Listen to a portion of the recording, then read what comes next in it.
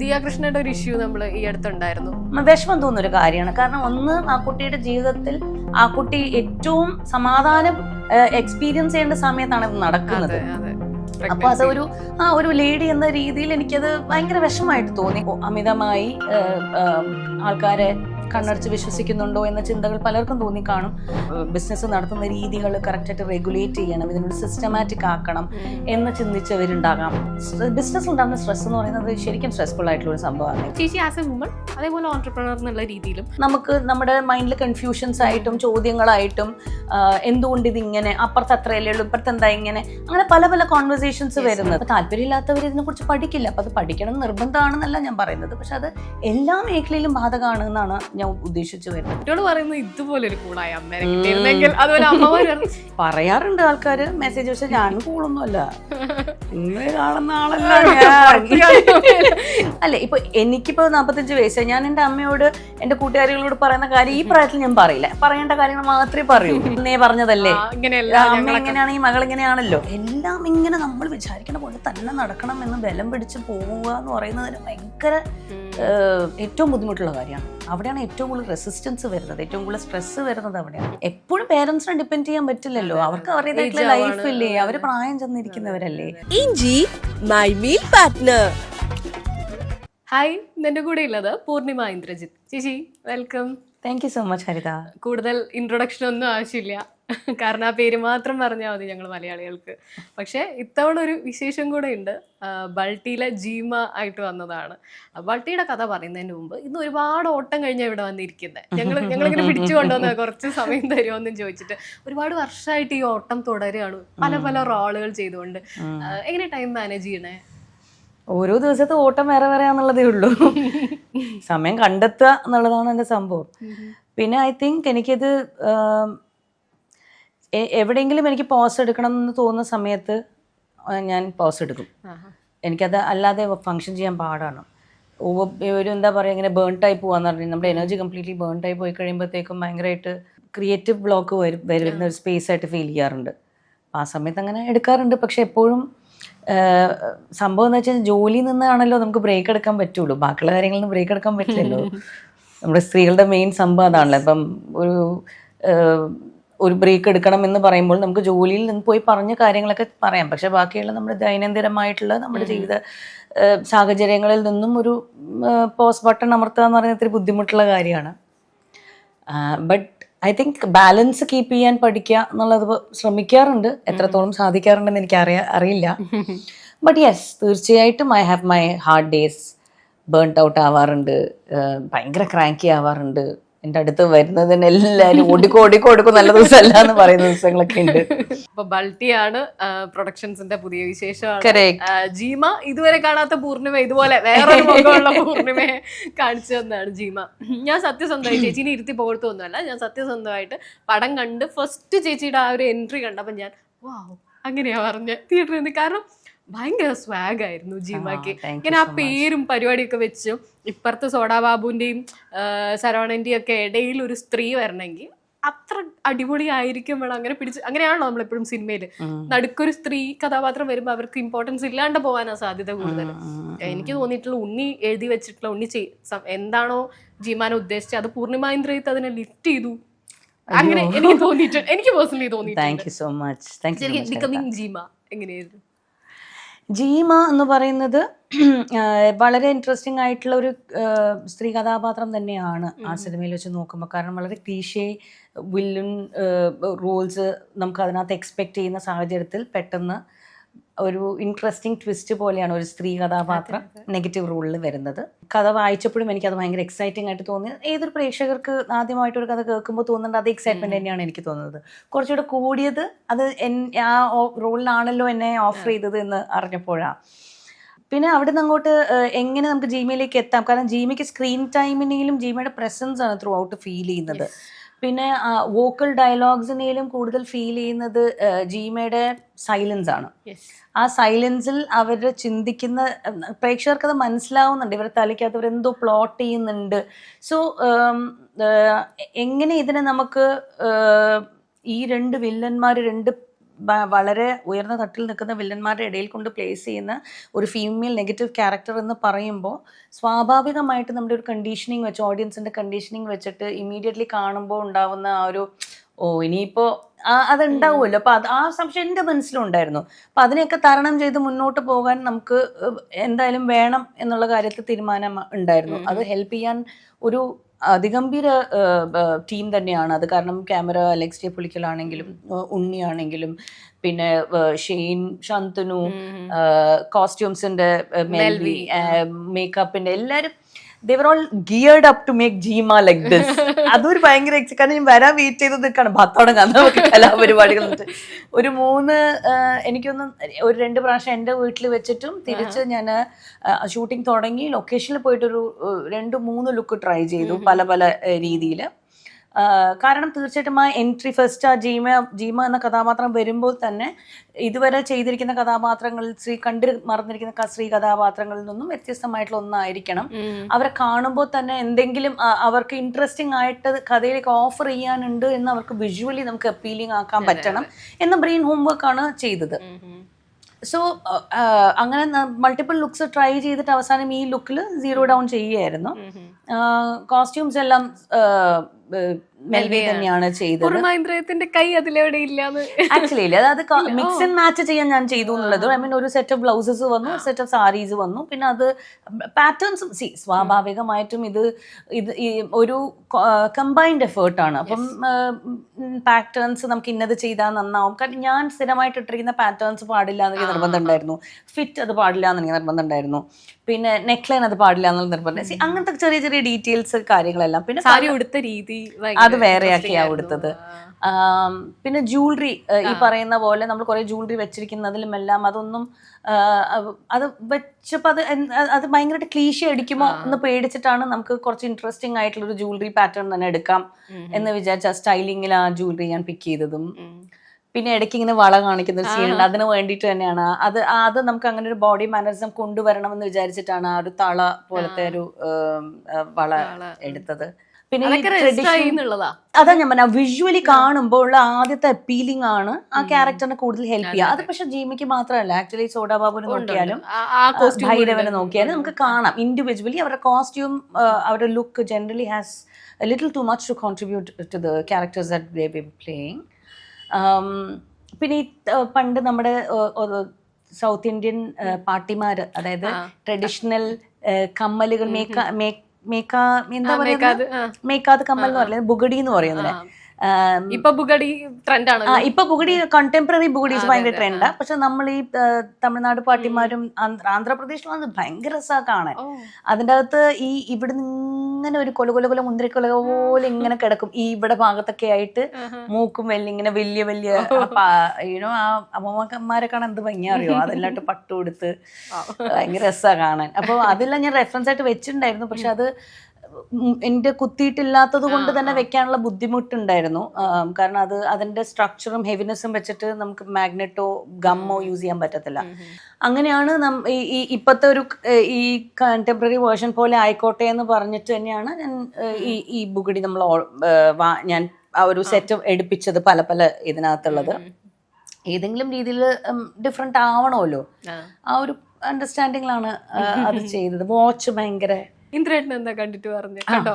ഇന്ദ്രൻ നക്ഷത്രയും ഇന്ദ്രനാണ് ഒരുമിച്ച് കാണാൻ പോയത്. പ്രാർത്ഥനയുടെ ഫ്രണ്ട്സിന്റെ കൂടെയാണ് കാണാൻ പോയത്. സോ നക്ഷത്ര ഇന്ദ്രനും കണ്ടിട്ട് എന്നെ അടുത്ത് വിളിച്ചു പറഞ്ഞത്, അത് അമ്മ എല്ലാവർക്കും ഭയങ്കരമായിട്ട് ഇഷ്ടമായിട്ട് എല്ലാവരും സർപ്രൈസ് ആയിട്ട് കാണുന്നത് എന്തുകൊണ്ടാണെന്നറിയോ, അവർക്കാർക്കും അമ്മയുടെ ഈ മുഖം അറിയാത്തതുകൊണ്ടാണ്. ഞങ്ങൾക്ക് എന്നും കാണുന്നുണ്ട്, ഞങ്ങൾക്ക് ഒരു സർപ്രൈസും ഇല്ല. ഞാൻ പറഞ്ഞു ഓ ശരി. ഇന്ദ്രൻ എപ്പോഴും പറയും, എപ്പോഴും ഇങ്ങനെ പിരികം ചുളിച്ച് ഉറങ്ങുമ്പോഴിങ്ങനെ ചുളുക്കി വെച്ചിട്ടാണ് ഉറങ്ങുന്നത്, ഇത് നേരാവാത്ത എന്തുകൊണ്ടാണ് നിന്നോട് ചോദിക്കും. രണ്ടുപേരും ഭയങ്കര ഹാപ്പിയാണ്. സോ അവര് പിള്ളേര് പേര് മാറ്റിയിട്ട് എന്റെ ബോസ് ലേഡി എന്നൊക്കെയാ വെച്ചിരിക്കുന്നത്. പ്രാണയിലേക്ക് തന്നെ വന്നാൽ 2013 സ്റ്റാർട്ട് ചെയ്യുമ്പോൾ മലയാളം ഇൻഡസ്ട്രിയിൽ നിന്ന് ഒരു ആർട്ടിസ്റ്റ് അങ്ങനെ ഒന്ന് സ്റ്റാർട്ട് ചെയ്യുന്നത് ഫസ്റ്റ് ടൈം ആയിരുന്നു, ഒരു ഡിസൈനർ എന്നുള്ള രീതിയിലും ഒക്കെ. ഞാനൊക്കെ തുടക്കം തൊട്ട് പ്രാണനെ ഫോളോ ചെയ്യുന്നു. പണ്ട് എനിക്ക് ഒന്ന് വനിതയിലൊക്കെ എഴുതി വരുമ്പം ഈ പ്രാണ എന്താണ് എന്നൊക്കെ നമ്മളന്ന് വായിച്ച് പഠിക്കുമായിരുന്നു. 2 മക്കളുടെ പേര് ചേർത്താണെന്നൊക്കെ പറഞ്ഞൊക്കെ അന്ന് എഴുതി വരുമായിരുന്നല്ലോ. പക്ഷെ ഒരുപാട് പേരുണ്ട് ഇപ്പോൾ, ഒരുപാട് വുമൺ ഓൺട്രപ്രണേഴ്സ് ഈ ഫീൽഡിലുണ്ട്.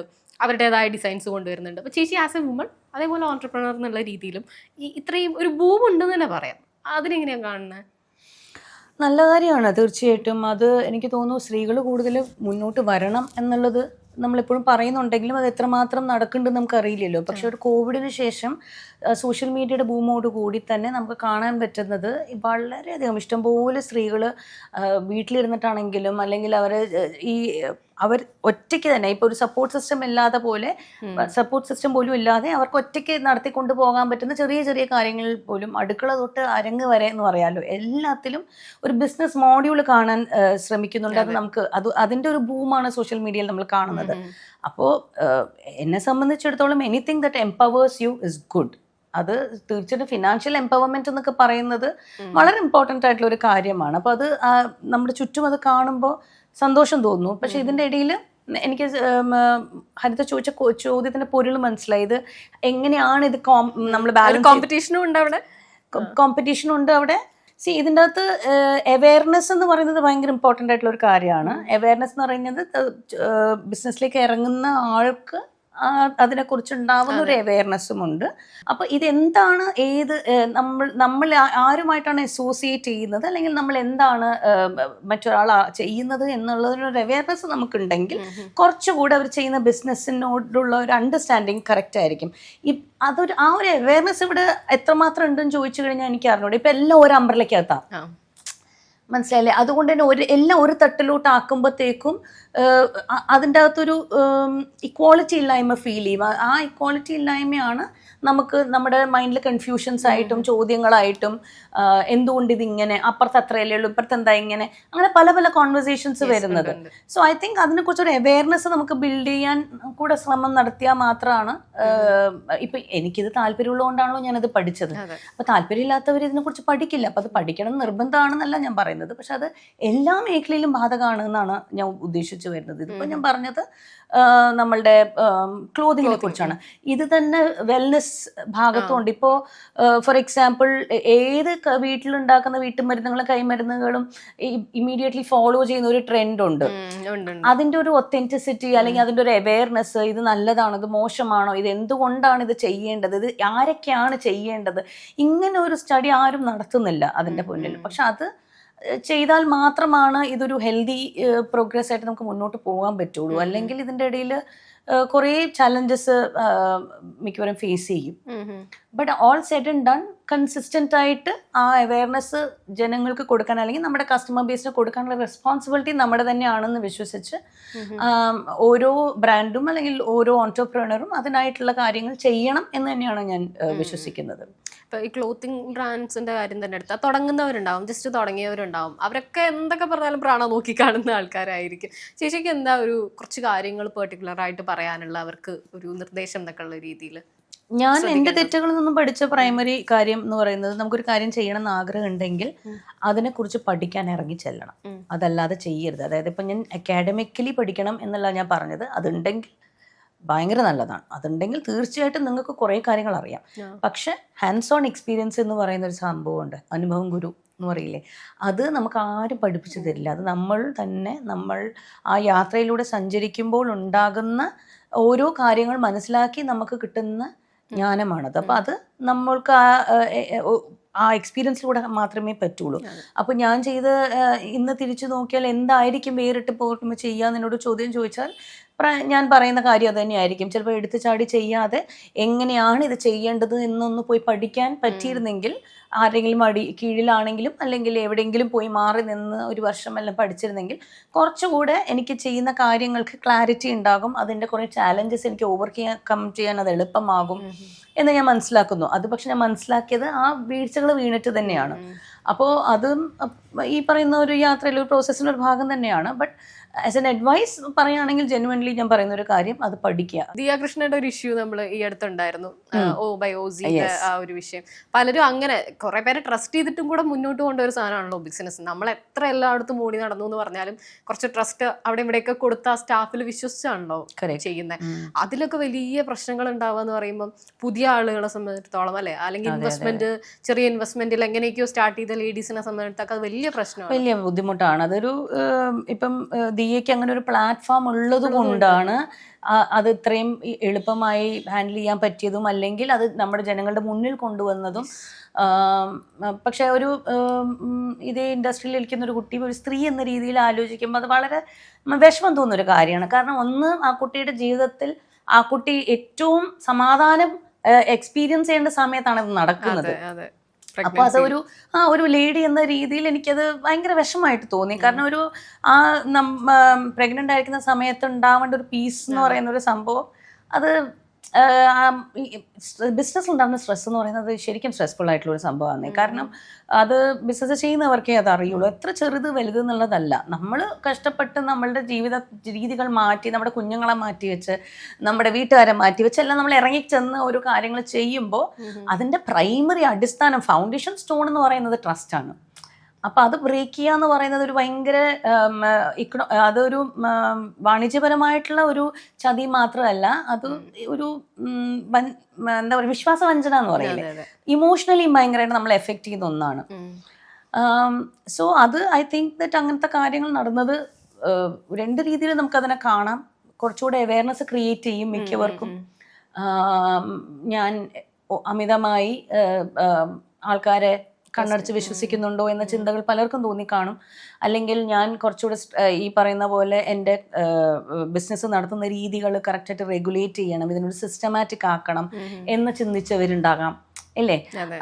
അതുപോലെ തന്നെ ദിയയുടെ ഭാഗത്തു നിന്ന് നോക്കിക്കഴിഞ്ഞാൽ ദിയ ആ പ്ലാറ്റ്ഫോം എത്രമാത്രം ആൾക്കാരിൽ അവയർനെസ് ക്രിയേറ്റ് ചെയ്യാൻ അത് യൂസ് ചെയ്തു എന്നത് പറയേണ്ട ഒരു കാര്യം തന്നെയാണ്. അതിപ്പോൾ ഇങ്ങനെ ഒരു ഇൻസിഡന്റ് നടന്നുകൊണ്ട് തന്നെ കുറേ പേർക്ക് അവയർനെസ് ആയിട്ടുണ്ടാവും, അല്ലേ? As A business person also ഞാനൊക്കെ വളരെയധികം എൻ്റെ ടീമിനെ ട്രസ്റ്റ് ചെയ്തിട്ടാണ് എൻ്റെ ലൈഫ് അങ്ങനെ ഓട്ടിക്കാൻ പറ്റത്തുള്ളൂ. കാരണം രണ്ട് ജോലി ചെയ്യുന്നുണ്ടല്ലോ. അത് മാത്രമല്ല, നമ്മുടെ സിനിമയ്ക്ക് ഷൂട്ടിങ്ങിനൊക്കെ പോകുമ്പോഴത്തേക്കും എത്രയോ ദിവസങ്ങൾ എനിക്ക് ഫിസിക്കലി മാറി നിൽക്കേണ്ടതായിട്ടുണ്ട്. അപ്പം നമ്മുടെ ഒരു ടീമിനെ ട്രസ്റ്റ് ചെയ്താൽ മാത്രമേ അത് മുന്നോട്ട് പോകുള്ളൂ. അപ്പോൾ അത് 100% ഇമോഷണലി ഞാൻ അവരിൽ ഡിപ്പെൻഡൻ്റ് ആണ് എന്നുള്ളത് അവർക്ക് അറിയാം. വൈസ് വേഴ്സ അവരും നമ്മളിൽ ഡിപ്പെൻഡൻ്റ് ആണ് കേട്ടോ. കാരണം അത് ഇപ്പം നമ്മളവരെ കൊടുക്കുന്ന ട്രസ്റ്റിനെ അവർക്ക് കീപ്പ് ചെയ്യണം എന്ന് ശ്രമിക്കുന്ന ഒരു ടീം ആകുമ്പോഴത്തേക്കും അവർക്ക് ഒരു എക്സ്ട്രാ എഫേർട്ട് അവരുടെ ഭാഗത്തു നിന്ന് എന്തായാലും ഇടും. കാരണം ഞാൻ അസമയത്തായിരിക്കും വിളിക്കുന്നത്, അതൊക്കെ അൺഎക്സെപ്റ്റബിൾ ആണ്. പക്ഷെ എൻ്റെ ലൈഫ് സ്റ്റൈൽ എന്ന് വെച്ചിട്ട് ഇപ്പം ഞാൻ ഷൂട്ടിംഗ് റേഞ്ച് ഇല്ലാത്ത സ്ഥലത്തായിരിക്കും ഞാൻ പോവുക. അപ്പോൾ ആ സ്ഥലത്ത് ചിലപ്പോൾ രാത്രി 11 മണിയൊക്കെ ആകുമ്പോഴായിരിക്കും വിളിക്കുന്നത്. അപ്പം എനിക്ക് അറിയാം അത് തെറ്റാണ്, ഓഫീസ് അവേഴ്സ് അല്ല എന്നുള്ളത്. പക്ഷെ അത് കുഴപ്പമില്ലാതെ അവർ ഹാൻഡിൽ ചെയ്യാൻ ഓക്കെ ആവുക എന്നൊക്കെ പറയുന്ന അവരുടെ ജീവിതങ്ങളും അവർ നമുക്ക് വേണ്ടി മാറ്റി. This is how you learn and this is how you grow. So I think നമുക്ക് നമ്മുടെ ചുറ്റും നടക്കുന്ന കാര്യങ്ങളെല്ലാം തന്നെ നമ്മൾക്ക് പഠിക്കാൻ കുറേ കാര്യങ്ങളുണ്ട്. അപ്പോൾ അത് വെച്ച് പഠിച്ച് നമുക്ക് നമ്മളുടെ ജീവിതം അതനുസരിച്ച് നമ്മൾക്ക് ആവശ്യമുള്ള രീതിയിൽ റെഗുലേറ്റ് ചെയ്ത് മുന്നോട്ട് കൊണ്ടുപോകാൻ ഹെൽപ്പ് ചെയ്യാവുന്ന രീതികൾ കാര്യങ്ങൾ മനസ്സിലാക്കുക.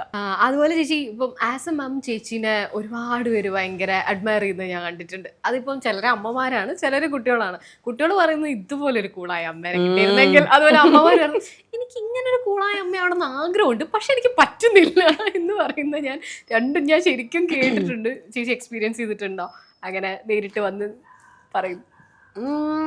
ഐ മീൻ പറയാറുണ്ട് ആൾക്കാർ മെസ്സേജ്. പക്ഷെ ഞാൻ കൂളൊന്നുമല്ല, നിങ്ങൾ കാണുന്ന ആളല്ല. അതിന്റെ കുട്ടികളോട് പറയണം, അപ്പോഴായിരിക്കും കുട്ടികൾ പറയുന്ന ഉത്തരമായിരിക്കുമല്ലോ കറക്റ്റ്. നേരത്തെ പറഞ്ഞ പോലെ ജീവാന സ്ഥിരം. അതെ അതെ അതെ. പക്ഷെ അവരുദ്ദേശിക്കുന്ന കൂളെന്നുള്ള അങ്ങനെ എപ്പോഴും ടെമ്പറോ മാത്രമായിരിക്കില്ല, ലൈഫ് സ്റ്റൈലും ഓരോ ഫാമിലീസും യൂണിറ്റ് ആസ് പെർ ഡിഫറെന്റ് അല്ലേ? ഇൻഡിവിജ്വലി ഡിഫറെന്റ് ആണ്. അവരുടെ കണ്ടീഷനിങ് വേറെയാണ്, അവരുടെ വളർന്നു വന്ന സാഹചര്യങ്ങൾ, കണ്ട് ചുറ്റുമുള്ള ചുറ്റുപാടുകൾ, ബിലീഫ് സിസ്റ്റം എല്ലാം വരുമല്ലോ ഒരു പേരൻറ്റിങ് എന്ന് പറയുന്ന സംഭവത്തിൽ. അത് ഇൻഡിവിജ്വലി വേറെ തന്നെയാണ്. അപ്പം അതിൻ്റെതായിട്ടുള്ള മാറ്റങ്ങൾ എന്തായാലും ഉണ്ടാകും. ഫ്രണ്ട്ഷിപ്പ് എന്ന രീതിയിലുള്ള ഒരു റിലേഷൻഷിപ്പ് ആയാൽ നല്ലതായിരിക്കും എന്നതായിരിക്കുമല്ലോ എല്ലാവരും പ്രതീക്ഷ. അത് തന്നെ ഞാനും ട്രൈ ചെയ്യുന്നത്. പക്ഷെ അപ്രോച്ച് മാത്രമേ ഫ്രണ്ട്ഷിപ്പിന്റെ ശ്രമിക്കാറുള്ളൂ. പ്രൈമറിലി നമ്മൾ അവരുടെ പേരൻസ് ആണ്. അപ്പൊ അത് അവർക്കും അത് മനസ്സിലാവണം. അച്ഛനും അമ്മമാരോടും അവരുടേതായിട്ടുള്ള രീതിയിൽ ഒരു ഫ്രണ്ട്സ് ആയിട്ട് കാണണം എന്നുള്ളത് രണ്ട് ഭാഗത്തു നിന്നുള്ള അപ്രോച്ചാണ്. ഇതിൽ തന്നെ ഞാൻ ഒരു കൗൺസിലിംഗ് ആരോ ഒരാള് പറയുന്നത് കേട്ടത്, അച്ഛനമ്മമാര് ഫ്രണ്ട്സ് അല്ല, അവര് പാരന്റ്സ്. അതാ ഞാൻ നേരത്തെ പറഞ്ഞത്, പ്രൈമറി പേരൻസ് ആണ്. അതായത് കംപ്ലീറ്റ്ലി ഫ്രണ്ട്സ് ആയി നിൽക്കരുത്, ഇതിന്റെ ഇടയിൽ ഒരു മാറ്റം ഇടയ്ക്കിടയ്ക്ക് ഉണ്ടാവണം എന്ന് പറയുന്നത് ഞാൻ അതിന് എഗ്രി ചെയ്യുന്നു. കാരണം ഐ തിങ്ക് അപ്രോച്ചിൽ ഫ്രണ്ട്ഷിപ്പ് ഉണ്ടാവാം, ഫ്രണ്ട് ആവണ്ട. അതാ ഞാൻ വിചാരിക്കുന്നത്. അവരിപ്പോ ഒരു കൂട്ടുകാരിയോട് നമ്മളിപ്പോ ഫോർ എക്സാമ്പിൾ വീട്ടിൽ വന്നൊരു കാര്യം പറയുകയാണെങ്കിൽ ആ ഒരു കൂട്ടുകാരോട് കാര്യം പറയുമ്പോഴത്തേക്ക്, ഇപ്പൊ ഞാൻ എൻ്റെ ഒരു ഫ്രണ്ടിനോട് കാര്യം പറയുമ്പോൾ എങ്ങനെയായിരിക്കും ആ ഫ്രണ്ട് അതിനെ റെസിപ്രൊക്കേറ്റ് ചെയ്യുക, അല്ലെങ്കിൽ എൻ്റെ മോളുടെ ഒരു കൂട്ടുകാരിയോട് സംസാരിക്കുമ്പോൾ അവർ തമ്മിലുള്ള കോൺവെർസേഷൻ എങ്ങനെയായിരിക്കും എന്ന രീതിയിൽ ഇതിനെ നമുക്ക് കാണാൻ ശ്രമിക്കാം. പക്ഷെ ഭൂരിപക്ഷവും അത് ഇപ്പൊ ഒരു അമ്മയോട് കൂട്ടുകാരിയോട് പറയുന്ന പോലത്തെ കാര്യങ്ങൾ വന്ന് കുട്ടികൾ പറയില്ല എന്നുള്ളതാണ് ആദ്യത്തെ കാര്യം, അല്ലെ? ഇപ്പൊ എനിക്കിപ്പോ 45 വയസ്സായി, ഞാൻ എൻ്റെ അമ്മയോട് എൻ്റെ കൂട്ടുകാരികളോട് പറയുന്ന കാര്യം ഈ പ്രായത്തിൽ ഞാൻ പറയില്ല, പറയേണ്ട കാര്യങ്ങൾ മാത്രമേ പറയുള്ളൂ. അപ്പൊ അത് നമുക്ക് മനസ്സിലാക്കണമെങ്കിൽ അതൊരു അമ്മയുടെ സ്ഥാനത്ത് നിന്നാലേ നമുക്കത് മനസ്സിലാവുള്ളൂ. സോ ഈ ഒരു ബാലൻസ് കീപ്പ് ചെയ്ത് പോവാ, അതിന് ശ്രമിക്കണം എന്നേ ഞാൻ പറഞ്ഞിട്ടുള്ളൂ. അല്ലാതെ ഫ്രണ്ട് ആകാൻ പറ്റുമോ എന്ന് ചോദിച്ചു കഴിഞ്ഞാൽ അത് എനിക്ക് ഇപ്പൊ അതിന് ഉത്തരം പറയാൻ എനിക്ക് അറിയില്ല. പേരൻസ് ആണ് അൾട്ടിമേറ്റ്ലി, മാതാപിതാക്കളായിട്ട് തന്നെയാണ് ഇരിക്കേണ്ടത്. ഇടയ്ക്കിടയ്ക്ക് കുട്ടികൾക്ക് ഫ്രണ്ട്സിനോട് തോന്നുന്ന പോലത്തെ ഉള്ള ഒരു കംഫേർട്ടും എന്തും തുറന്നു പറയാനുള്ള അവരെ ജഡ്ജ് ചെയ്യാതെ, അവരെ കുറ്റപ്പെടുത്താതെ, അല്ലെങ്കിൽ എല്ലാം തുറന്ന് കേൾക്കാനും എല്ലാം തുറന്ന് മനസ്സിലാക്കാനും സംസാരിക്കാനുള്ള സ്പേസ് നമുക്ക് ക്രിയേറ്റ് ചെയ്യാം. അത് അങ്ങോട്ടും ഇങ്ങോട്ടും വേണം കേട്ടോ.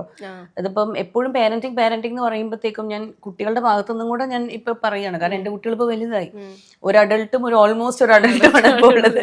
അപ്പോൾ ഞാൻ അവരോടും പറയാറുണ്ട്, നിങ്ങൾ ഞങ്ങളുടെ കാര്യങ്ങൾ കൂടെ മനസ്സിലാക്കണം. ഞങ്ങൾക്കും ഇതൊരു എഫേർട്ടാണ് ഇത് എടുക്കുക എന്നുള്ളത്. കാരണം ഒരു സമൂഹം മൊത്തം നേരെ ഒരു കോൺട്രാസ്റ്റിൽ ബിലീഫ് സിസ്റ്റത്തിൽ ഫോളോ ചെയ്യുമ്പോൾ നമ്മൾ അതിനെ വേറൊരു അപ്രോച്ച് ശ്രമിക്കുന്നത് നമുക്കും ആദ്യമായിട്ടാണ്.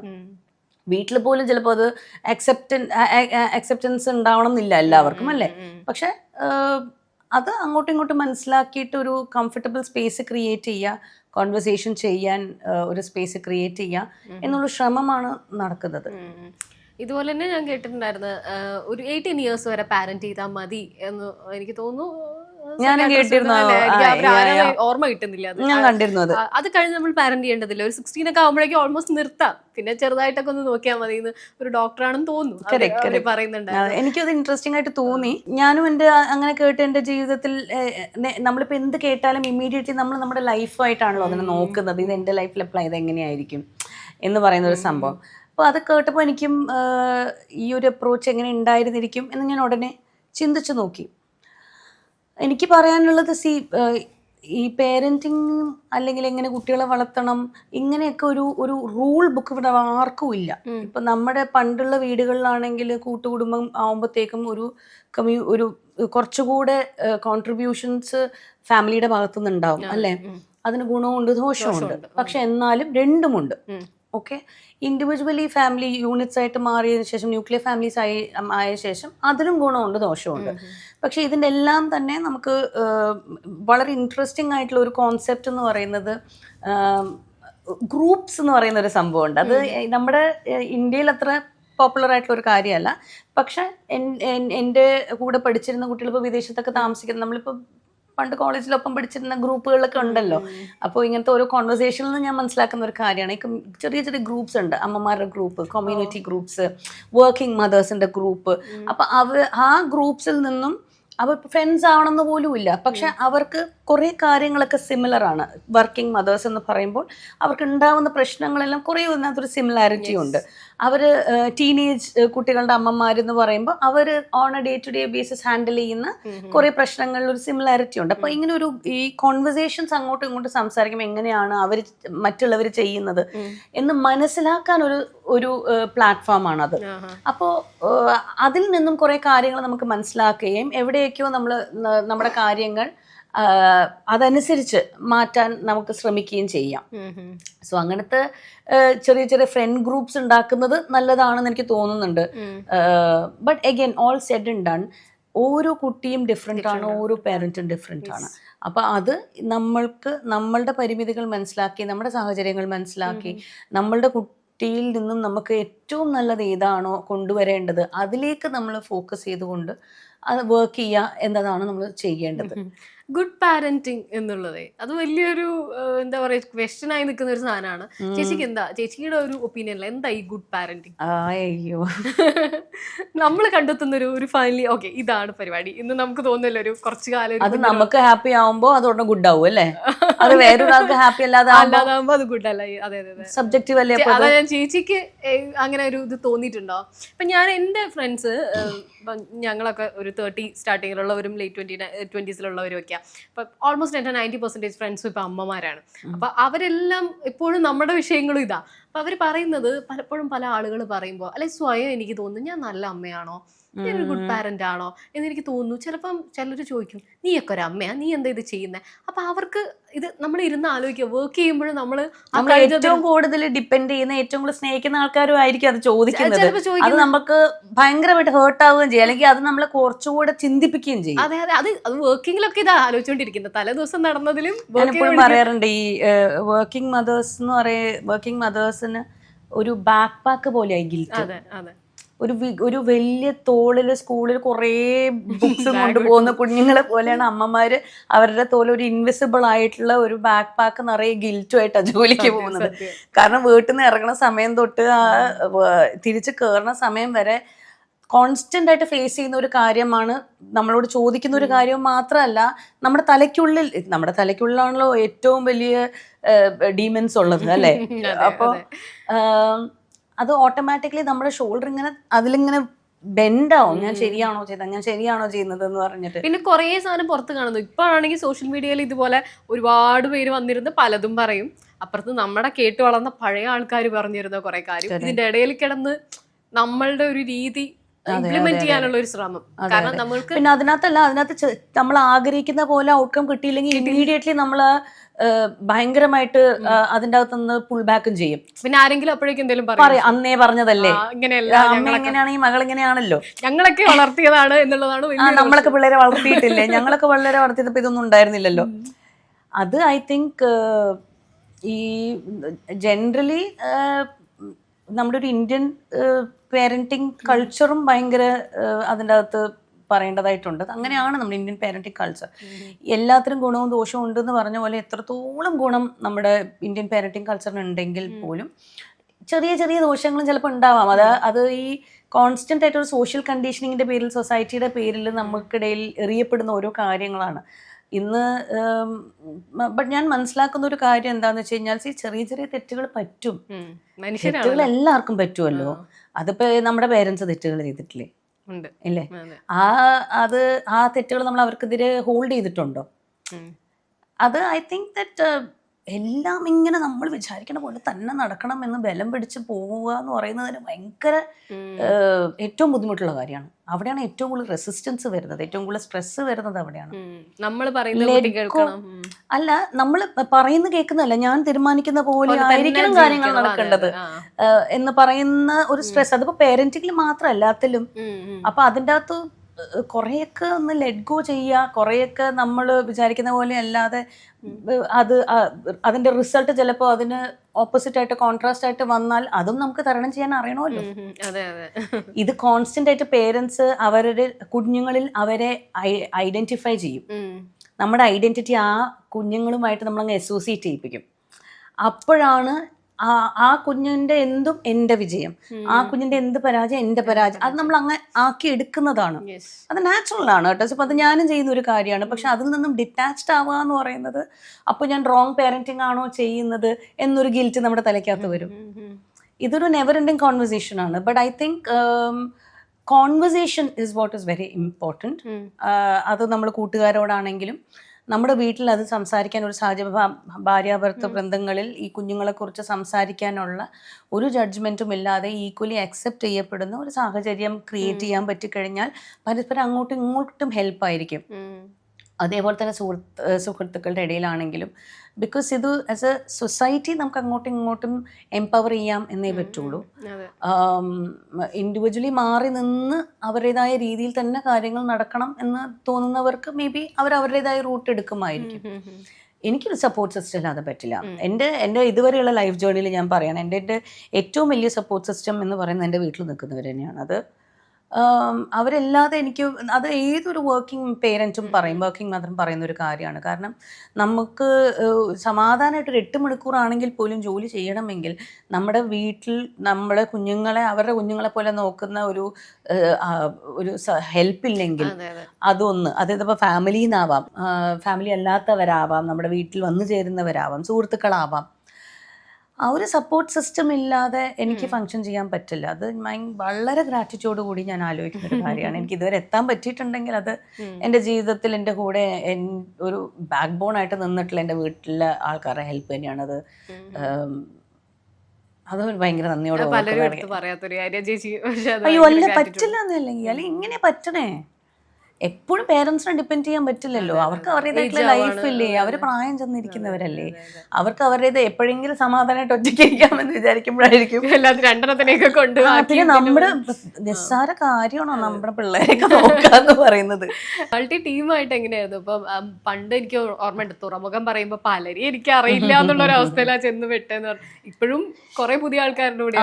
അതെ അതെ അതെ, മൾട്ടി ചെറിയ പിള്ളേരുടെ സെറ്റാണ് മൊത്തത്തില്.